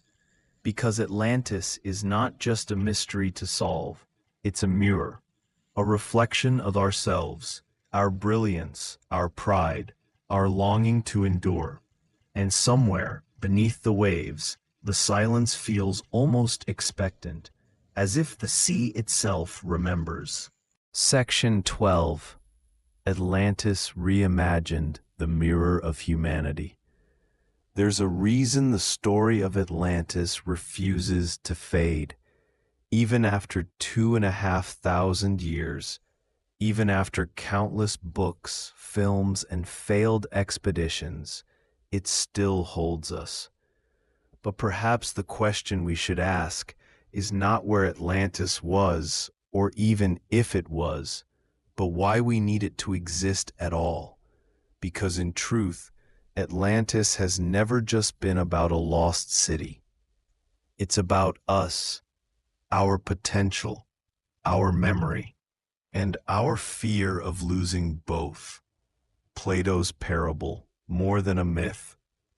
When Plato first wrote about Atlantis around 360 BC, he wasn't telling a story for entertainment. He was crafting a moral lesson. In his dialogues Timaeus and Critias, Atlantis is a symbol, a society that once thrived in virtue and wisdom, but fell into corruption and arrogance. Its destruction, in a single day and night of misfortune, wasn't random. It was divine justice, a warning that no civilization, however advanced, can survive if it forgets humility. Plato's audience understood this. They didn't debate whether Atlantis existed. They debated what it meant. It was a mirror held up to Athens itself, a reflection of what could happen to even the greatest city if it let pride rule over balance. And yet, over time, that mirror began to reflect more than just Greece. It began to reflect everyone. Renaissance revival, the dream of perfection. For more than a millennium after Plato's time, Atlantis lay quiet, a forgotten allegory in dusty scrolls. But during the Renaissance, when Europe began to rediscover the ancient world, the myth returned to life. Explorers were sailing across unknown oceans. New continents were being mapped. The horizon no longer marked the edge of the world. It became an invitation. To thinkers and dreamers of the 15th and 16th centuries, Atlantis became something new, a utopia. Not a warning, but a promise. Writers like Thomas More and Francis Bacon drew inspiration from it to imagine perfect societies, places of peace, science, and enlightenment. Bacon's New Atlantis described an island where knowledge reigned supreme, where people used science not for war or greed, but for understanding and harmony. It was as if the old myth had been reborn, turned from tragedy into hope. Atlantis, once the city that fell, became the city that might be built again. The Enlightenment and the Age of Reason. As centuries turned and science replaced superstition, Atlantis shifted again. Now, scholars sought to prove it, to fit it into maps, timelines, and geological theories. The 18th and 19th centuries were ages of discovery. Archaeologists uncovered Troy, once thought to be purely mythical. Ruins appeared in jungles, deserts, and beneath the sea. Every new discovery blurred the line between myth and reality. If Troy could be found, why not Atlantis? This era saw the rise of Atlantologists, passionate scholars, and sometimes dreamers, who believed they could pinpoint its location. Some argued for the Azores, others for the Caribbean, or even Antarctica. Each theory was as much about the dreamer as the discovery, because beneath the science, there was something deeper, a yearning to believe that humanity once knew more than it does now, that there was once a golden age, lost but not forgotten, and that we might rediscover its wisdom someday. The Victorian obsession and the age of exploration. The Victorians, with their fascination for mystery and order, took the Atlantis legend to heart. It appeared in newspapers, novels, and salons, a talking point that blended archaeology, theology, and imagination. Writers like Ignatius Donnelly, in his 1882 book Atlantis, The Antediluvian World, made the most influential case of all. He argued that Atlantis was the mother civilization, the source of all later cultures, from Egypt to the Maya, that floods and cataclysms had scattered its survivors across the world, seeding new nations with fragments of lost knowledge. His ideas were scientifically flawed, yet intoxicating. They gave people a sense of unity, a shared origin story that transcended religion and geography. For a world divided by empire and industry, Atlantis became a bridge, a way of imagining humanity as one family, bound by memory. The 20th century, from ocean to inner world. As the 20th century unfolded, the myth of Atlantis dove deeper, not just into the ocean, but into the human psyche. Psychologist Carl Jung saw myths not as stories, but as reflections of the collective unconscious, the shared dream world of humanity. To Jung, Atlantis was not a city, but a symbol, the lost part of ourselves. It represented the buried wisdom of the ancient mind, submerged beneath modern rationality.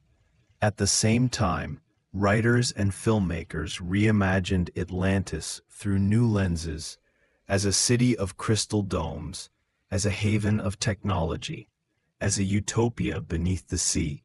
From pulp novels to Disney's Atlantis, The Lost Empire, it became both science fiction and spiritual allegory. Every generation projected its desires onto it. To some, Atlantis was a warning of environmental collapse. To others, a memory of ancient aliens.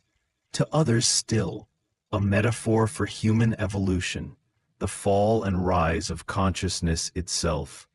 No matter how you view it, the story always returns to the same current. We build, we rise, we forget, and then we long to remember. Why Atlantis endures. So why does Atlantis still move us? Why do we keep searching, diving, imagining? Perhaps it's because it speaks to something eternal, our fear that all we love can vanish, and our hope that it can be found again. Atlantis is the echo of memory, the shimmer of possibility just beneath the waves. It's the whisper that humanity is older, wiser, and more connected than we think. It's also a mirror of our contradictions. When we're proud, Atlantis warns us. When we're lost, it comforts us. When we're curious, it calls us. Every map we draw, every theory we craft, every sonar ping and dream of discovery, it's not just about finding Atlantis. It's about finding ourselves. Because whether Atlantis was real or not may not even matter. What matters is that it reminds us to remember, not just the ruins of the past, but the lessons they hold. We are, after all, children of lost worlds. Every civilization carries the seed of its own forgetting, and perhaps somewhere deep down, we all carry a fragment of Atlantis, glowing softly, like light beneath the sea. Section 13.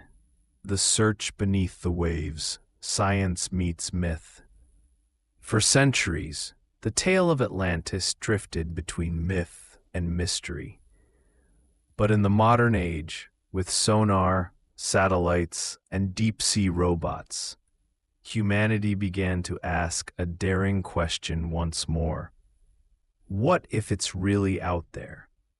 From the stormy Atlantic to the Mediterranean's silent depths, scientists and dreamers have scoured the oceans, convinced that Plato's sunken island might still whisper beneath the waves. And while the answers remain elusive, the discoveries they've made along the way, real ruins, drowned cities, and impossible structures, have kept the legend of Atlantis alive in a way Plato could never have imagined. The first modern explorers. In the early 20th century, before advanced technology could probe the ocean's depths, explorers relied on intuition, maps, and a sense of destiny. One of the earliest and most passionate seekers was Edgar Cayce, an American mystic often called the sleeping prophet. In trance-like states, Cayce claimed that Atlantis had been a real continent in the Atlantic Ocean, destroyed by massive earthquakes and floods around 10,000 BCE. He predicted that its remains would rise again near the islands of the Bahamas, and specifically pointed to Bimini, a quiet strip of sand and coral that would, decades later, become the focus of intense investigation. When, in 1968, divers discovered what appeared to be large rectangular stone blocks off the coast of Bimini, arranged in long, linear formations, excitement exploded. Newspapers hailed the Bimini Road as proof that Atlantis had been found. Was it a sunken harbor, an ancient causeway, or just natural limestone shaped by millennia of waves? Geologists eventually lean toward the latter explanation, but even today, divers who swim over the flat, weathered stones describe the place with reverence. It feels ancient. It feels intentional. Sometimes, the power of belief and mystery lingers longer than science can explain. Under the Mediterranean, the search closer to home. While Cayce's followers looked west, many archaeologists turned east, toward the world Plato actually knew. His description of Atlantis's destruction, beyond the Pillars of Hercules, or modern-day Gibraltar, placed it somewhere near the Atlantic, but his knowledge of geography was limited by ancient maps. Could he have been referring not to a distant oceanic continent, but to a powerful Mediterranean civilization that truly vanished?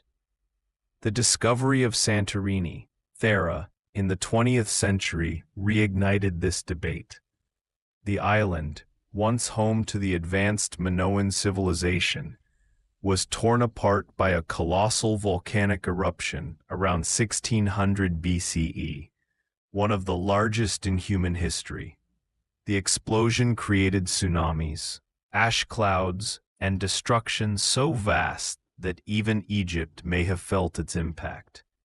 When excavations revealed Minoan frescoes, plumbing systems, and elegant architecture buried under volcanic ash, the parallels with Plato's story grew hauntingly clear.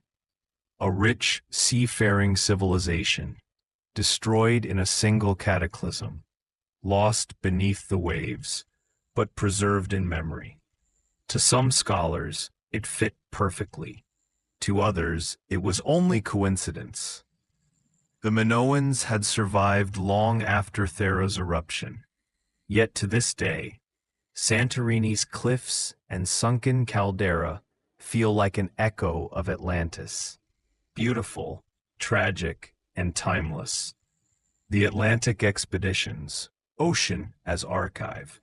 In the decades after World War II, when sonar technology became widely available, oceanographers began mapping the seafloor, and the ocean began to give up its secrets. In 1949, Maurice Ewing and his team aboard the Atlantis research vessel discovered the Mid-Atlantic Ridge, a vast mountain chain running beneath the ocean's surface. It was proof of continental drift, the idea that continents had once moved across the earth. To some, this offered a tempting clue. Perhaps Atlantis had once been a real landmass, slowly pulled apart by the shifting crust of the earth. Throughout the 1960s and 70s, explorers dropped sonar buoys and cameras into the deep.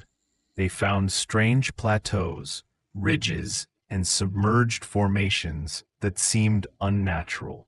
Rectangular outcrops, right angles, and massive basalt terraces. Most were natural formations, but they hinted at a truth that resonated with the old myth. The ocean is not empty. It is an archive, vast, layered, and filled with the ghosts of worlds we'll never fully recover. Every year, more ruins are discovered beneath rivers, lakes, and coastal shelves, not from lost continents, but from cities drowned by time and rising seas. In India, off the coast of Dwarka, divers found what may be remnants of ancient harbors. In Japan, at Yonaguni, pyramid-like structures rise from the seabed. In Egypt's Abu Qir Bay, archaeologists uncovered Heracleion, a real sunken city, once believed mythical, buried beneath the sand and sea for over 1,000 years. These discoveries blurred the line between fact and fantasy. Atlantis might still be a myth, but the idea that civilizations can vanish beneath the waves, that's very real. The digital age of discovery. Today, the search for Atlantis no longer relies on compasses and guesswork. It relies on algorithms, satellites, and crowdsourced exploration. With the rise of Google Earth, anyone with a computer can scan the ocean floor, and many have. In 2009, amateur explorers claimed to have found grid-like patterns on the seafloor off the coast of Africa, near the Canary Islands. Patterns they believed were the streets of Atlantis. The news went viral, only for Google to clarify that the lines were sonar mapping artifacts, traces of the boats that had scanned the seafloor. Still, the excitement proved something important. The hunger for mystery hasn't faded. Even in an age of data and certainty, the possibility of something unknown lying beneath the waves continues to spark wonder. Meanwhile, professional oceanographers use advanced multi-beam sonar, LiDAR, and autonomous underwater vehicles to create detailed 3D maps of the seabed. Every ridge, trench, and plateau is charted with increasing precision, and yet our oceans remain less explored than the surface of Mars. It's almost poetic, the idea that we've sent robots beyond the stars, but still don't fully know what sleeps beneath our own planet's surface. Myth, memory, and the power of belief. So what happens when science and myth meet halfway? When data and dreams both point toward something just out of reach? Atlantis, more than any other legend, sits on that fragile line. It reminds us that myths often hold truths, not literal truths, but human ones. The truth that civilizations rise and fall, that memory can drown, that curiosity never dies. And so, while expeditions continue, some academic, some driven by private passion, perhaps the true discovery has already been made. Not in the sand or stone, but in the realization that Atlantis endures because it straddles the divide between what we know and what we long to believe. The scientists who search the seafloor are explorers, yes, but so were the philosophers, poets, and mystics who first dreamed of the island in Plato's pages. Their tools have changed. Their oceans are the same.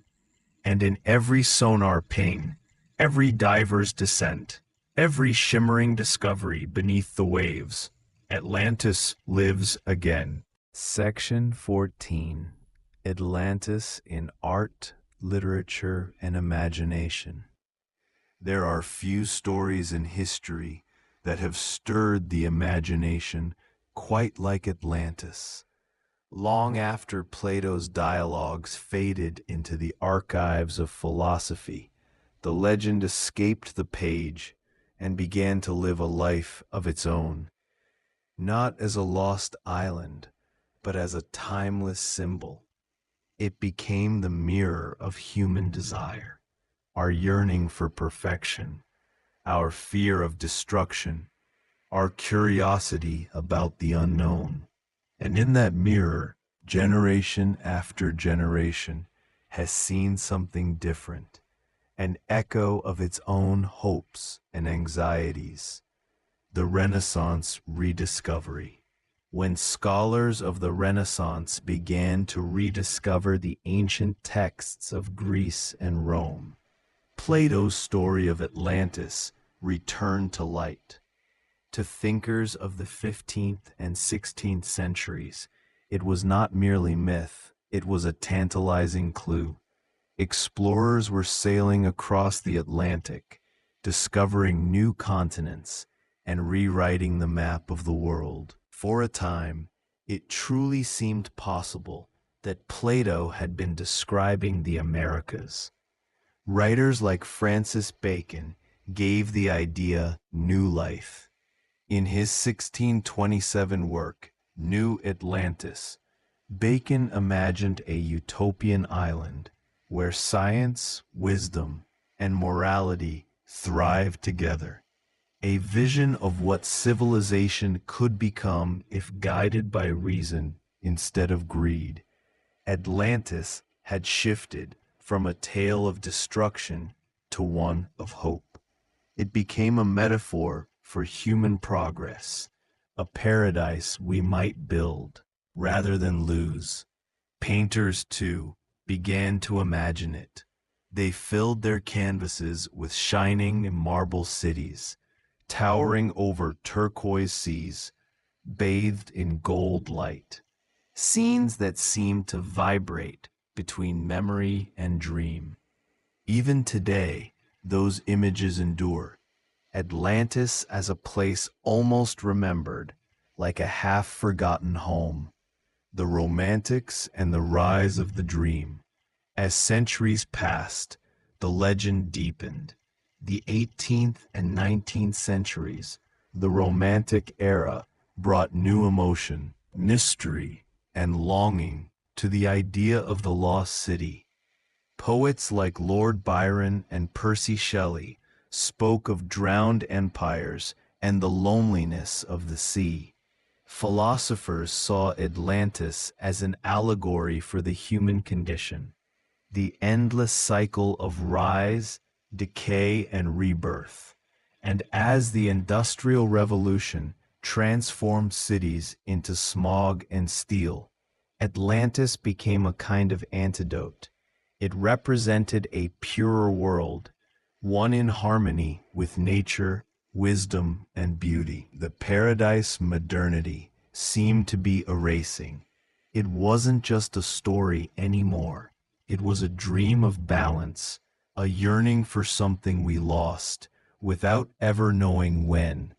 Painters like Thomas Cole and John Martin portrayed cataclysmic floods and golden ruins. Their work shimmered with light and fire, where oceans swallowed cities and skies bled with twilight. To look at them was to feel the beauty and terror of transience, the knowledge that even the greatest creations are as fragile as sand. The age of adventure and the search reborn. By the late 19th and early 20th centuries, science and fiction intertwined. Atlantis entered the world of exploration, pulp adventure, and early science fiction, and the myth evolved once again. Writers like Jules Verne brought it into the age of technology. In 20,000 Leagues Under the Sea, Captain Nemo's submarine glides over the lost ruins of Atlantis, a moment of awe, discovery, and quiet reverence beneath the waves. Later, Ignatius Donnelly, a U.S. congressman turned amateur historian, reignited public obsession with his 1882 book, Atlantis, the Antediluvian World. He argued that Atlantis was the cradle of all civilization, the origin of Egyptian pyramids, Mayan temples, and the world's ancient myths. Though his theories lacked evidence, they captivated millions and shaped how modern culture envisioned the lost city. From then on, Atlantis wasn't just Plato's idea, it belonged to everyone. Atlantis in the modern mind. As the 20th century unfolded, Atlantis appeared everywhere, from pulp magazines and comic books to Hollywood films and New Age philosophies. In the 1930s and 40s, adventure comics depicted Atlanteans as noble survivors, technologically advanced yet spiritually wise. By mid-century, movies began to portray the city as both a wonder and a warning, a civilization destroyed by its own hubris, reflecting the anxieties of a world grappling with nuclear power. Then came the New Age movement. Writers claimed Atlantis had been a real, spiritually advanced society, one that mastered crystal energy, telepathy, and cosmic wisdom before its fall. For believers, Atlantis was less a place and more a memory, encoded, they said, in the collective soul of humanity. And yet, even outside mysticism, the story found new ground. Psychologists like Carl Jung spoke of archetypes, universal symbols buried in the human psyche. Atlantis, Jung suggested, was not just an external legend, but an inner one, a reflection of humanity's shared longing for a golden age and its fear of losing it. The lost city became, in a sense, us, our greatness, our fragility, an eternal hope that wisdom might one day rise again from the depths, a symbol that refuses to sink. Today, Atlantis appears everywhere, in books, films, music, video games, and even science documentaries.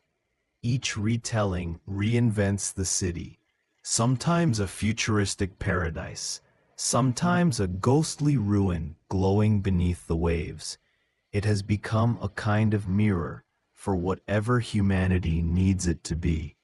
In times of optimism, Atlantis is a beacon, a dream of what we can achieve. In times of fear, it is a warning, a vision of how easily it can all be lost.